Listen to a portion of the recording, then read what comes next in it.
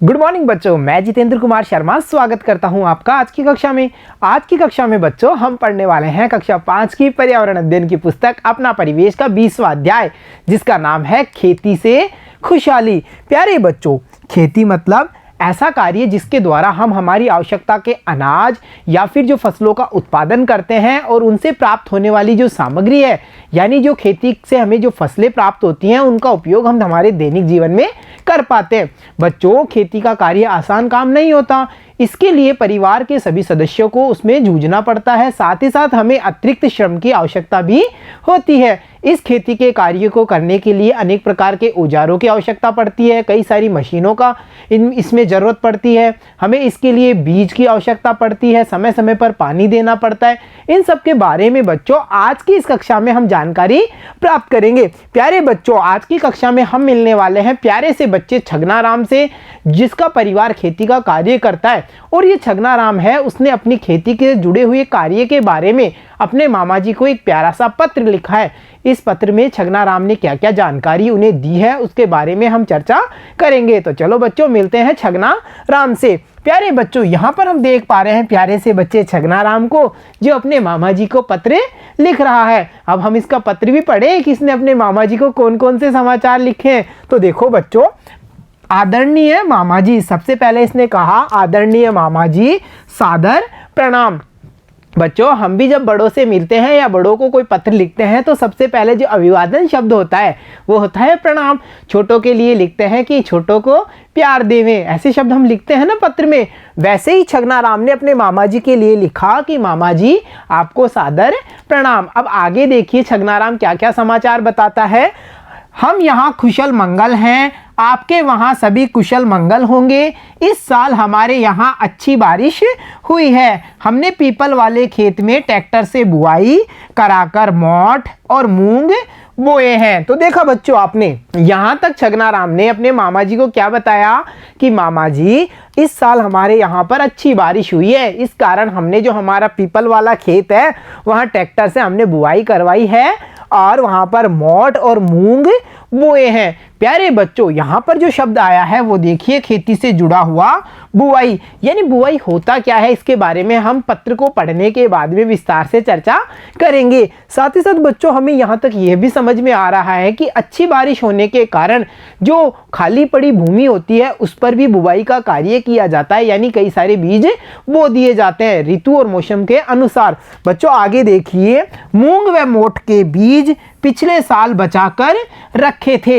यानी कुछ बीजों को किसान अपनी खेती करने के लिए आगामी वर्ष के लिए बचा करके रखता है। सावनिया जो हमारा खेत है उसमें 5 घंटे बुआई की गई, जिसमें बाजरा, तिल और ग्वार बोए गए हैं। तो देखो बच्चों, आपने कहीं पर फसलें मूंग मोठ बोई गई है, कहीं पर बाजरा, तिल और ग्वार बोया गया है। बच्चों, साथ ही साथ छगनाराम अपने मामा जी को बताता है कि तिल के बीज सहकारी समिति से लाए तथा बाजरा व ग्वार के बीज हम बाजार से लाकर आए हैं। अब बच्चों, यहाँ पर आपको ये समझ में आ रहा होगा कि किसान को खेती करने के लिए बीज की आवश्यकता होती है।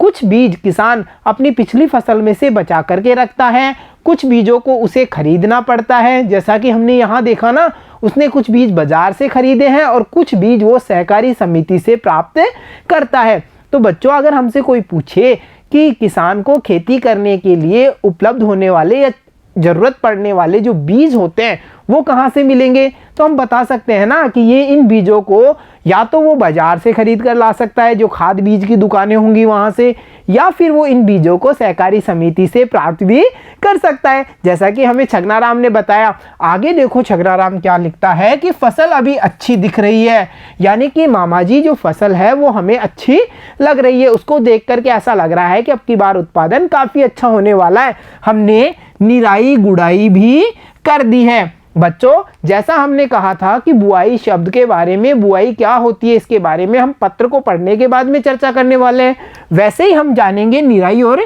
गुड़ाई के बारे में भी कि ये होती क्या है।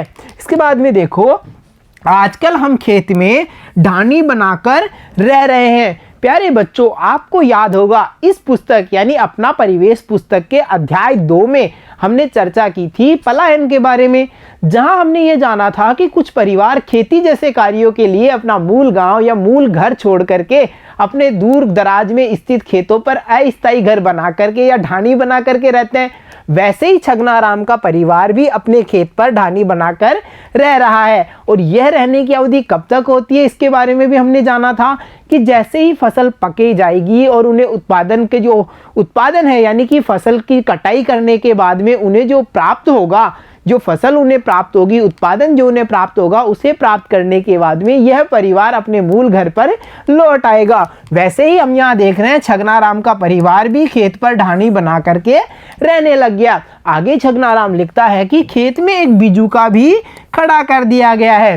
प्यारे बच्चों, वृक्ष संरक्षण नामक अध्याय यानी 7वें अध्याय में हमने यह जानकारी प्राप्त की थी कि वृक्षों के बचाव के लिए फसलों के संरक्षण के कई सारे तरीके थे, जैसे खेत पर जाल लगा करके, या हमने देखा था वृक्षों में ट्री गार्ड लगा करके हम वृक्षों का संरक्षण कर सकते हैं। वैसे ही बच्चों हमने यह भी जाना था कि बिजुका या अड़ुआ वह तरीका है जिसके माध्यम से फसल को जीव जंतु पशु पक्षियों से बचाया जाता है। अब ये होता कैसा है इसके बारे में हमने पिछले अध्यायों में चर्चा की थी, परंतु इसके बारे में और विस्तार से जानकारी हम पत्र को पढ़ने के बाद में करेंगे। तो आगे देखिए बच्चों, साथ ही साथ छगनाराम बताता है कि जो बिजुका या अड़ुआ है वो दूर से आदमी की तरह लगता है और इसे देख करके जीव जानवर भाग जाते हैं। यानी अब हमें समझ में आ रहा है ना बिजुका क्या होगा, एक काल्पनिक आदमी की तरह दिखता है जिसे देख करके जीव जंतु भ्रमित हो जाते हैं कि ये तो आदमी ही खेत में खड़ा है, और वो खेती से निकल करके भाग जाते हैं या खेती को नुकसान नहीं पहुंचाते। आगे छगनाराम लिखता है, नानाजी नानी जी को पगे लागना, माँ ने कहा है कि फसल की कटाई के समय आप जरूर पधारना। आपका छगनाराम। तो देखा प्यारे बच्चों, आपने यहाँ पर हमने अध्ययन किया छगनाराम के द्वारा अपने मामा जी को लिखे हुए पत्र के बारे में, जिसमें हमें खेती और खेती से जुड़े हुई कई सारे जो शब्दावली है उसका पता चला था। तो चलो बच्चों अब इस शब्दावली को समझते हैं। जैसे कि बच्चों हमने जाना था पत्र में एक शब्द था बुआई। बुआई का मतलब होता है बच्चों जो जमीन है या खेती की जमीन है उस पर बीजों को बोना। यहाँ पर हम देख पा रहे हैं ट्रैक्टर के माध्यम से बीजों की बुआई की जा रही है। अब बच्चों आज के ज़माने में हम ट्रैक्टर जैसे आधुनिक साधनों का उपयोग करते हैं। प्रारंभिक काल में या प्राचीन काल में जो मनुष्य होते थे वो हलों के माध्यम से खेत में जुताई का या बुआई का कार्य करते थे। साथ ही साथ बच्चों इसमें पशुओं की उपलब्धता भी ली जाती थी या पशुओं का उपयोग भी किया जाता था। कैसे? जैसे बैल के द्वारा खेती की जाती थी, देखा है ना हमने। साथ ही साथ देखो बच्चों जो अगला शब्द हमारे सामने आया था वो था सहकारी समिति। सहकारी समिति बच्चों गांवों में स्थापित की जाती है। यह वह समिति या संस्था होती है जिसके द्वारा किसानों को बीज उपलब्ध करवाए जाते हैं। बच्चों इसके बाद में हमने जो शब्दावली देखी थी वो थी निराई गुड़ाई। बच्चों निराई गुड़ाई का मतलब होता है जब फसल का उत्पादन होता है या फसल उग जाती है तो उसके साथ साथ कई सारे अवांछित यानी जिनकी हमें आवश्यकता नहीं होती ऐसे पौधे भी उगाते हैं। यानी कि हम कह सकते हैं कि खेत में फसल के साथ साथ खरपतवार भी उगाती है। इस खरपतवार को या अवांछित पेड़ पौधों को हटाने के लिए जो कार्य किया जाता है उसे हम निराई या गुड़ाई के नाम से जानते हैं। बच्चों साथ ही साथ हमने यह भी जाना था कि बिजुका या अड़ुआ वह काल्पनिक मानव बनाया जाता है खेत में जिसके द्वारा जो जीव जंतु हैं पशु पक्षी हैं वो खेती को नुकसान नहीं पहुंचा पाते। और यहाँ आप देख पा रहे हैं एक बिजुका की इमेज को। बच्चों इसे देखने पर ऐसा लगता है ना जैसे कि खेत में कोई आदमी खड़ा हो। ऐसे ही जो पशु पक्षी हैं जीव जंतु हैं उन्हें भी भ्रम हो जाता है और वो खेती को नुकसान नहीं पहुंचाते। तो देखा बच्चों आपने हमने कैसे छगनाराम के पत्र के माध्यम से जो खेती की प्रारंभिक समझ है उसको बनाया है। साथ ही साथ हमने यह भी जाना कि खेती से जुड़ी हुई जो शब्दावली है उसको भी हमने विस्तार से समझा है। तो चलो बच्चों जब हमने इतनी जानकारी प्राप्त कर ली तो अब समय है इन जानकारियों पर आधारित कुछ आसान से प्रश्नों को हल करने का। तो चलो शुरू करते हैं। पता कीजिए और लिखिए। देखो बच्चों जो हमसे पहला प्रश्न किया गया है वो है छगनाराम के खेत में मोठ, मूंग, तिल, बाजरा आदि बोया है। जाना था ना हमने छगनाराम के पत्र के माध्यम से कि उसने किस खेत में, पीपल वाले खेत में मूंग मोठ बोए हैं, सावनिया खेत में उसने तिल, बाजरा, ग्वार आदि बोए हैं।